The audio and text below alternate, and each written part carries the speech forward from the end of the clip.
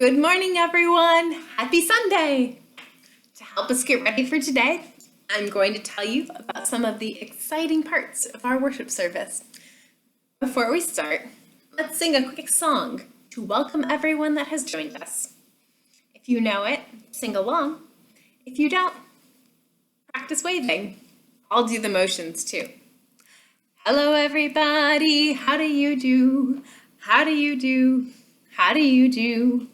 Hello, everybody. How do you do? God loves you today. Thank you for singing with me. Happy Easter, everyone. Jesus is risen. Remember, in the church, Easter is more than just a day. Easter is a season. Today is the third Sunday of Easter, and we will hear another story of Jesus' presence after his death. If you want to try a new way to listen to the readings and the sermon today, I have a fun idea. There's some walking in one of the stories, so if you want, before the service, you can make a tracing of your foot. This is mine. You can wear socks or your slippers or be barefoot. Then, while listening to the readings and the sermons, you can draw pictures or write words about what you are hearing. When we read the Bible or listen to a sermon, we can learn about God, about ourselves, and about the world. You can decide how you want to use your drawing, but I think I'm going to draw things I'm thinking about my faith or myself inside the foot, and things I'm thinking about God or the world outside the foot.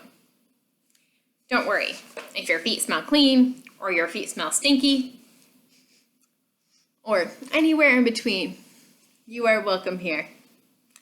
Today's first reading comes from the Hebrew Scriptures in the book of Psalms. We will be reading part of Psalm 116, which starts with, I love the Lord because he has heard my voice. When you listen to the rest of this reading, I would invite you to listen for when God shows up, because she is not just there when somebody is happy.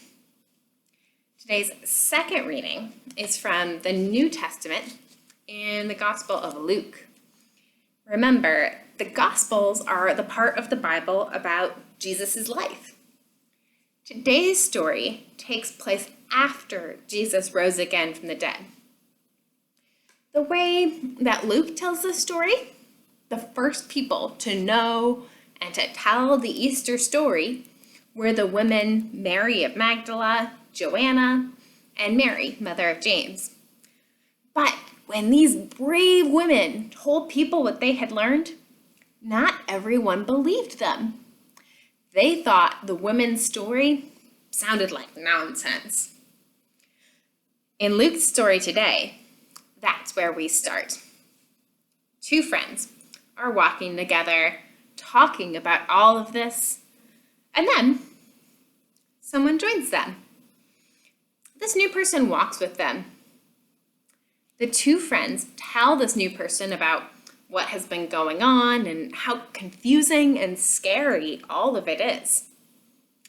Then this new person explains all of these confusing and scary events. This person explains how all of it fits together.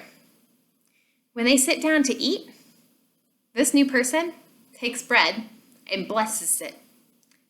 And the friends realize that this person is Jesus. Whoa. Can you say the word what with me for 6 seconds? Ready? What?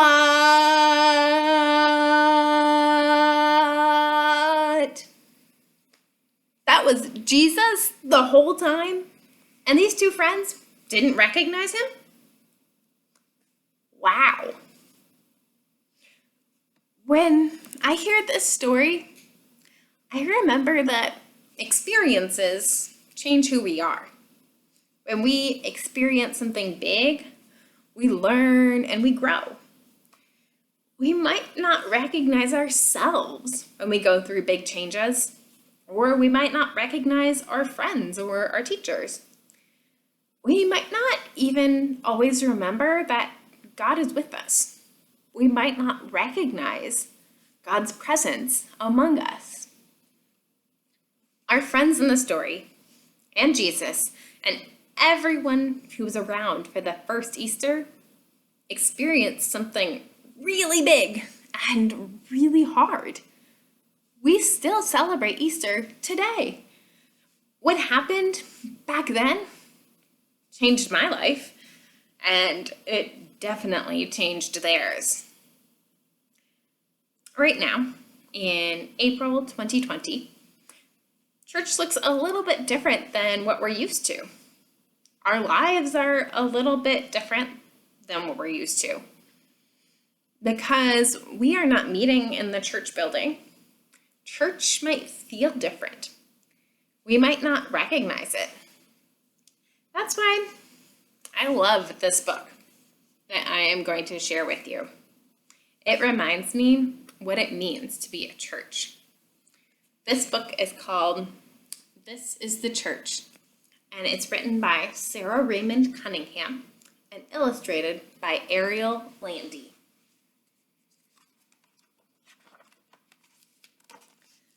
There's a little rhyme that children say, a song they sing sometimes when they play.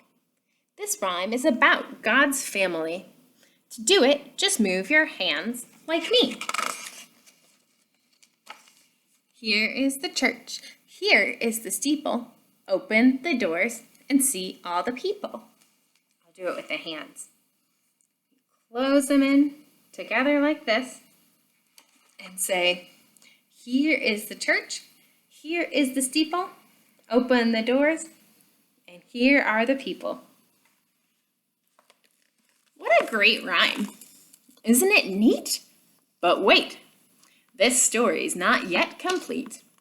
There's more to the church than just those 2 lines. To learn about God's family, let's add to this rhyme. Some churches are so big and wide, 10,000 people can fit inside. Wow. Other churches are really quite small. They fit just a few people. And that is all. I like the sheep. How peaceful. Some people have church right where they are, right in their homes. That's not very far. That's kind of like us right now. And not all churches have roofs and floors. Some don't have steeples. Some don't have doors. Some people have church right under the stars. And God meets them right there, right where they are. And in places where it's not safe to be found, some people even have church underground. And church isn't something that stands still, you know. The church follows God's people wherever they go.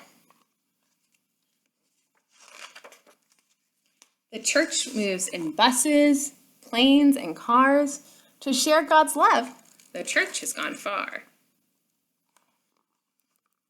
The church works among the sick, hungry, and poor with people in need wherever they are. It's gone to cities, it's gone to towns, to school, and to work. The church gets around. But how does this work? How can this be? Can a church really move like you and like me? That's the secret. It certainly can. Church moves through your feet. It works through your hands. The people are the church. Don't you see? Church is a word for God's family. Because Jesus said, where there are 2 or 3 who gather in my name, that's where I'll be. So let's go back to that old rhyme now. Get your hands ready. We'll show you how. Here is a building. It may have a steeple, but where is the church? The church is the people.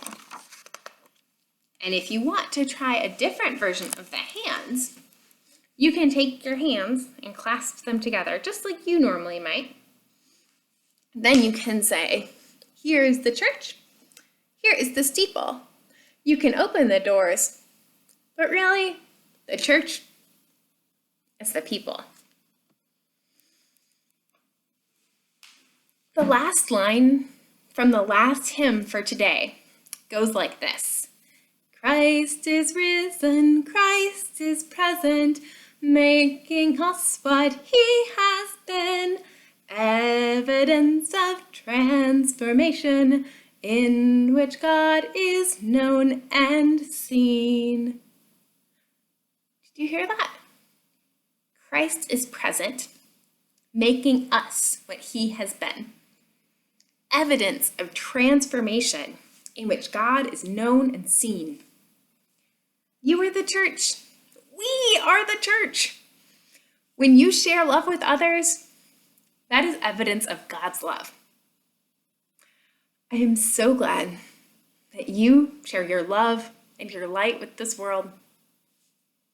To close today, I'm going to sing one of the songs from our Frolic preschool class that reminds us that God is with us wherever we are. If you know it, sing along. If not, dance with me. And I think we have to stand up for this dance song. Are you ready?